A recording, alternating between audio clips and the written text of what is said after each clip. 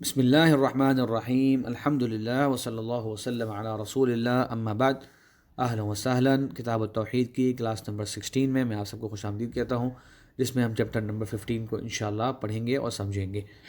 شیخ فرماتے ہیں باب قول اللہ تعالی ایشرکون ما لا یخلق شیئا وهم یخلقون ولا یستطیعون لهم نصرا ولا انفسهم ینصرون۔ اب نوٹ کیجئے، اس چیپٹر کے آغاز میں شیخ رحمہ اللہ نے اس چیپٹر کو کوئی نام نہیں دیا بلکہ قرآن کی ایک آیت ذکر کر دی۔ تو علماء کرام فرماتے ہیں کہ کیونکہ چیپٹر کی آغاز میں آیت ہی گویا وہ ٹاپک کی طرف اشارہ کر رہی تھی، تو انہوں نے بجائے اس کے اپنے الفاظ میں ٹاپک کو کوئی نام دیتے انہوں نے یہ آیت کو ہی ایک طرح سے اس ٹاپک کا، اس چیپٹر کا عنوان جو ہے وہ دے دیا۔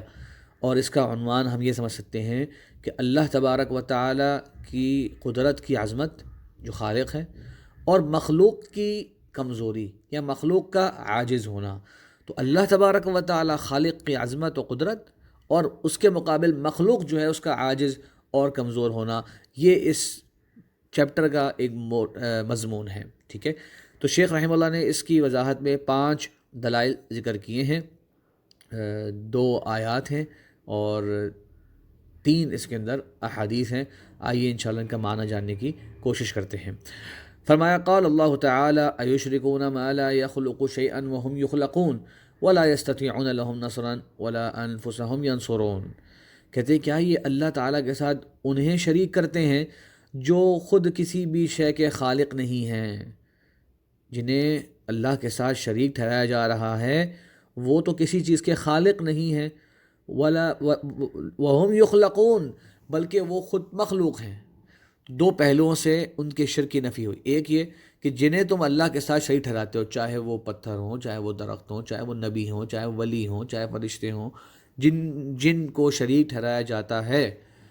فرمایا کہ وہ تو خود کسی چیز کے خالق نہیں ہیں بلکہ وہ تو خود مخلوق ہیں۔ تو دونوں پہلوؤں سے ان کو پکارنا، ان کو شریک ٹھہرانا نہیں بنتا۔ پھر آگے ایک اور پہلو بیان فرمایا وَلَا يَسْتَطِيعُونَ لَهُمْ نَصْرًا وَلَا أَنفُسَهُمْ يَنصُرُونَ، نہ ہی یہ تمہاری مدد کر سکتے ہیں بلکہ نہ ہی وہ اپنی مدد کر سکتے ہیں۔ تو نہ ہی وہ تمہاری مدد کرنے پہ قادر ہیں، نہ ہی وہ اپنی مدد کر سکتے ہیں، وہ سب کے سب بھی اللہ تبارک و تعالیٰ کے محتاج ہیں۔ تو معلوم ہو گیا کہ اللہ تعالیٰ کی قدرت عظیم قدرت ہے اور مخلوق جو ہے وہ کمزور ہے۔ دوسری دلیل والذین تدعون من دونه ما یملکون من قطمیر، بہت ہی عظیم آیت سورہ فاتر میں فرمایا اللہ تبارک و تعالیٰ نے، اور جنہیں تم اللہ تبارک و تعالیٰ کے علاوہ پکارتے ہو ان کے پاس تو قطمیر جتنی بادشاہت بھی نہیں ہے۔ قطمیر کہتے ہیں جو کھجور کی گٹلی ہوتی ہے، اس کے اوپر ایک چھلکا سا ہوتا ہے سفید رنگ کا، آپ نے دیکھا ہوگا کھجور کی گٹلی پر جو چھلکا جو ہوتا ہے اسے کہتے ہیں قطمیر، یعنی انتہائی، یعنی کہ غیر معمولی، انتہائی معمولی چیز، انتہائی چھوٹی چیز جس کی طرف ہمارا دھیان بھی نہیں جاتا، گٹلی پہ پھینک دیتا ہے تو وہ چھلکا بھی ساتھ پھینک دیا جاتا ہے اس کا۔ اتنی بھی بادشاہت ان کے پاس نہیں ہے، اتنی چیز کو بھی یہ حقیقی طور پہ مالک نہیں ہیں۔ جو کچھ ہے وہ اللہ تبارک و تعالیٰ نے ان کو عطا فرمایا ہے، اس کے موجد، اس کے خالق اتنی چھوٹی سی چیز کے بھی یہ غیر اللہ نہیں ہے۔ تو اس میں تمام جن اشیاء کی عبادت کی جاتی ہے اللہ تعالیٰ کو چھوڑ کے، وہ سب کے سب اس میں شامل ہو گئے۔ تو کیسے اس کو پکارا جائے جو اتنی چھوٹی سی شے کا بھی مالک نہیں ہے؟ کیسے اس کو پکارا جائے جو اتنی باریک اور اتنی چھوٹی سی شے، اتنی معمولی شے کا بھی مالک نہیں ہے؟ یقیناً اس کو پکارنا یہ ناسمجھی ہے اور کم علمی ہے اور کم عقلی ہے۔ اسی طرح اللہ تبارک و تعالیٰ نے اسی آیت کے بعد فرمایا، اللہ کے نبی صلی اللہ علیہ وسلم کی حدیث ذکر کری، انس رضی اللہ عنہ راوی ہیں کہ آپ صلی اللہ علیہ وسلم کا سر مبارک یوم احد زخمی ہوا، اور آپ صلی اللہ علیہ وسلم کے جو دانت تھے وہ بھی شہید ہوئے۔ اور پھر آپ صلی اللہ علیہ وسلم نے کہا کیسے وہ قوم کامیاب ہوگی جس نے اپنے نبی صلی اللہ علیہ وسلم کے سر میں زخم ڈال دیا جس سے ان کا خون جاری ہو گیا۔ تو قرآن مجید کی آیت اتری فنزلت لیس لک من الامر شیء۔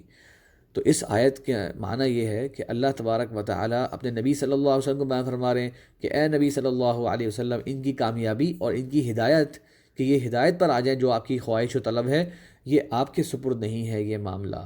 یعنی کہ اللہ تبارک و تعالیٰ کے ہاتھ میں ہے پورا معاملہ۔ بل للہ الامر جمیعا، سورہ رعد میں فرمایا اللہ تعالیٰ نے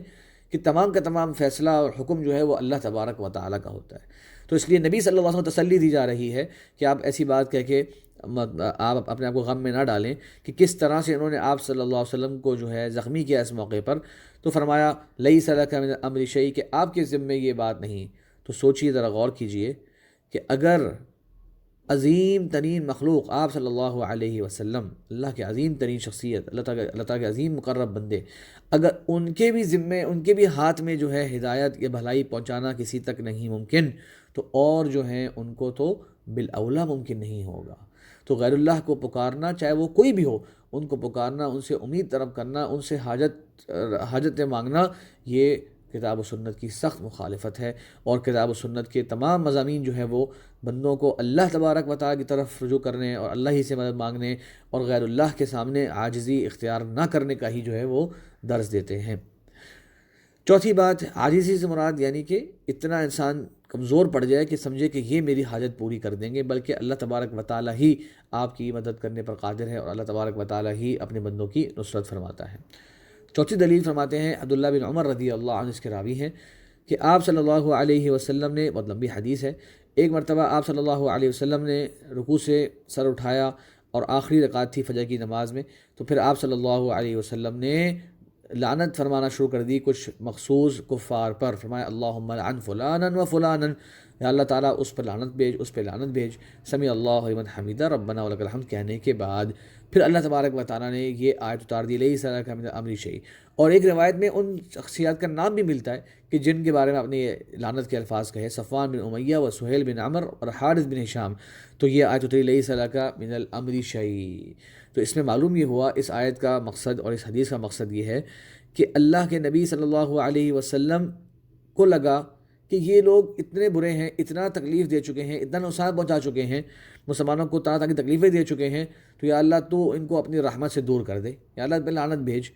لیکن اللہ تبارک و تعالیٰ کے علم میں ہے کہ کیا ہونا ہے، اللہ تبارک و تعالیٰ مالک ہے، دلوں کا حال، دلوں کا مالک اللہ تبارک و تعالیٰ ہے، دل اس کے ہاتھ میں ہے، جیسے چاہے ان کو پھیر دے۔ تو اللہ تبارک و تعالیٰ نے اس موقع پر بھی یہی آیت نازل ہوئی، لیس لک من الامر شیء، کہ اے نبی صلی اللہ علیہ وسلم، ان کی ہدایت کا معاملہ اور ان کے ساتھ کیا معاملہ کیا ہے قیامت کے دن، اور کیا یہ ہدایت پر آئیں گے یا نہیں آئیں گے، اس کا معاملہ یا رسول اللہ آپ کے سپرد نہیں ہے، بلکہ یہ اللہ تبارک و تعالیٰ کے فیصلے ہیں۔ اور یاد رکھیے ایسے ہی ہوا، یہ تین جو نام آپ دیکھ رہے ہیں حدیث کے اندر، تین نام صحابہ کرام کے، صفوان بن امیہ، سہیل بن عمر اور حارث بن ہشام، بعد میں یہ تینوں لوگ اسلام لے آئے تھے۔ دیکھیے آپ صلی اللہ علیہ وسلم کو علم نہیں تھا، اس وقت مکہ مکرمہ میں انہوں نے بہت تکلیفیں دی مسلمانوں کو، لیکن بعد میں یہ تینوں لوگ پھر اسلام لے آئے تھے۔ اس لیے اللہ کے نبی صلی اللہ علیہ وسلم کے ہاتھ میں بھی ہدایت، اور اللہ کے نبی صلی اللہ علیہ وسلم کے ہاتھ میں بھی وہ نہیں ہے کہ جو لوگ ہمارے ہاں غیر اللہ سے مانگ رہے ہوتے ہیں اور اللہ کے رسول کے علاوہ بھی لوگوں سے مانگ رہے ہوتے ہیں، تو بھائی جب نبی صلی اللہ علیہ وسلم جو ہے ان کے سر پر یہ معاملہ نہیں، تو پھر ان کے بعد کون سی مخلوق ہے جس کے ہمت میں، جس کے سپرد اس طرح کے عظیم اللہ تعالیٰ کے انعامات ہوں۔ تو اس لیے انسان صرف اور صرف اللہ تبارک و تعالیٰ سے رجوع کرے، اللہ تبارک و تعالیٰ سے امید رکھے، اور غیر اللہ سے اس قسم کی کسی بھی امید سے انسان جو ہے وہ اجتناب کرے۔ آخری حدیث فرماتے ہیں شیخ رحمہ اللہ، ابو ہریرہ رضی اللہ عنہ جو ہے اس کے راوی ہیں، فرمایا قام رسول اللہ صلی اللہ علیہ وسلم، اللہ کے نبی صلی اللہ علیہ وسلم جب کھڑے ہوئے، جب یہ آیت اتری وَأَنذِرْ عَشِيرَتَكَ الْأَقْرَبِينَ، کہ اے نبی صلی اللہ علیہ وسلم ڈرائیے اپنے قریبی رشتہ داروں کو، تو آپ نے فرمایا اے قریش کے لوگوں، اپنے آپ کو خرید لو، اپنے آپ کو اللہ کی سامنے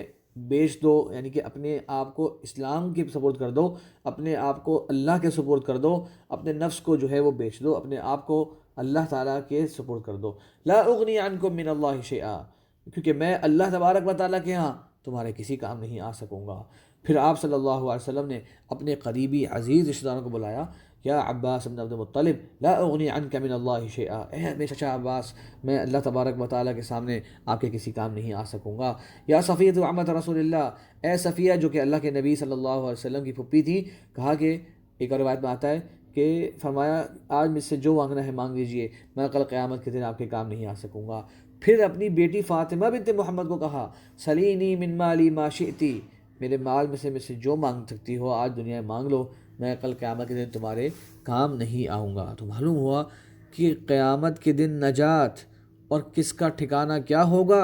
یہ اللہ کے نبی صلی اللہ علیہ وسلم کو بھی اس کا علم نہیں تھا۔ یہ سارا کا سارا فیصلہ ہدایت کا، کامیابی کا، نصرت کا، مدد کا، یہ اللہ تبارک و تعالیٰ کی طرف سے ہوتا ہے۔ وما اغنی عنکم من اللہ من شیء ان الحکم الا للہ، تمام قسم کی مخلوقات سے اللہ تبارک و تعالیٰ نے کہہ دیا کہ اب اے نبی صلی اللہ علیہ وسلم سے کہہ دیجئے کہ میں تمہیں اللہ تبارک و تعالیٰ کے سامنے تمہارے کسی کام نہیں آ سکوں گا۔ یعنی کہ یہ مت سمجھنا کہ قیامت کے دن میرے ہاتھ میں نجات ہوگی، یہ مراد ہے۔ یہ مت سمجھنا کہ قیامت کے دن میں تمہیں بچا لوں گا، بلکہ اللہ تبارک و تعالیٰ اگر چاہیں گے تو پھر انبیاء کرام شفاعت فرمائیں گے، وہ ایک الگ باب ہے، اور اللہ تعالیٰ اگر چاہیں گے تو کسی کو عذاب نہ دیں، یہ اللہ تبارک و تعالیٰ کے فیصلے ہوں گے۔ لیکن ایسا نہیں ہوگا کہ ہم لوگ اس دن انبیاء کرام کے پاس جائیں اور کہیں کہ یا رسول اللہ یا فلاں نبی، ہمارا جو ہے آج معاملہ سخت ہے تو ہماری آپ مدد کر دیجئے، بلکہ ان الحکم الا للہ، تمام کے تمام فیصلے اللہ تبارک و تعالیٰ کے ہوں گے۔ تو خلاصہ یہ ہے ان آیات میں اور ان احادیث میں مخلوق کی عاجزی اللہ تبارک و تعالیٰ ذکر فرمائی، اور مخلوق میں بھی شیخ محمد الوہاب رحمہ اللہ کا خوبصورت استدلال دیکھیے کہ ان آیات اور ان احادیث کو لے کر آئے جس میں نبی صلی اللہ علیہ وسلم کا بھی مقام ذکر ہوا، نبی صلی اللہ علیہ وسلم کا بھی مقام آیا، یعنی کہ یہ حال ہے سب سے افضل مخلوق، اللہ تعالیٰ کے محبوب ترین شخصیت امام الانبیاء والمرسلین، جب ان کا یہ معاملہ ہوگا کہ وہ قیامت کے دن بھی تمہیں بچا نہیں پائیں گے، تمہاری نجات تو ان کے ہاتھ میں نہیں ہے، تو تم ان کے علاوہ کسی سے ایسی امیدیں کیسے رکھ سکتے ہو، ان کے علاوہ کسی کو کیسے پکار سکتے ہو، ان کے علاوہ کسی کو حاجت روا، مشکل کشا، مدد کرنے والا، بگڑی بنانے والا کس طرح تصور کر سکتے ہو؟ تو مخلوق جو ہے وہ عاجز ہے، اور اللہ تبارک و تعالیٰ کے لیے تمام قسم کا کمال ہے اور تمام قسم کی قدرت ہے۔ اللہ تبارک و تعالیٰ مجھے اور آپ کو عمل کرنے کی توفیق عطا فرمائے۔ وآخر دعوانا ان الحمد للہ رب العالمین۔